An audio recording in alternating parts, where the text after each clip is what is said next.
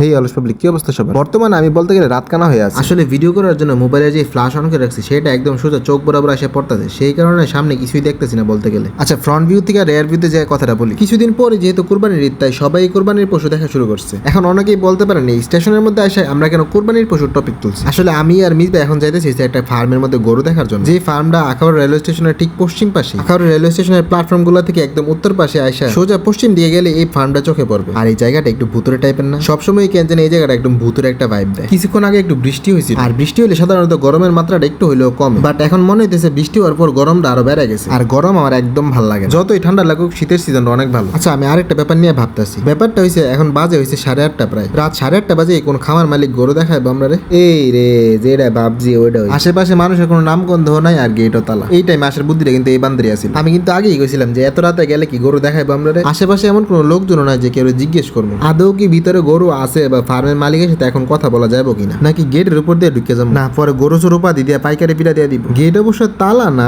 ভিতর দিয়ে লাগাই রাখছে গেট, বাট খোলাটা ঠিক হইব না। আশেপাশে যেহেতু ফার্মের মালিক নাই, তাই পারমিশন ছাড়া গেট না খোলাটাই ভালো হইব। আমি আগেই কইছিলাম এত রাতে গেলে রিজেকশন খাইতে হইব। ফার্মের মালিকের দেখা না পাইলেও এই এলাকার স্থানীয় একজনের সাথে দেখা হওয়ার পর তিনি বললেন এই ফার্মে যা গরু আছে সবগুলাই নাকি প্রায় 2.5 লাখ টাকার উপর। আরেকটা নাকি বড় গরু আছে যেটা প্রায় 7 লাখ টাকার উপরে দাম ধরা হয়েছে। আমরা যদিও গরু দেখি নাই, যা বললাম সবই ওনার ভাষ্য মতে। আপনারাও চাইলে এই জায়গায় এসে সরাসরি দেখে যেতে পারেন গরু। আর আমাদের মতো বলদামি করে এত রাতে আসেন না, পরে ক্রাশের মতো এই জায়গা থেকে রিজেকশন খাওয়া যেতে হইব। সো ভালো থাকবেন এন্ড ভালো রাখবেন আপনার চারপাশ।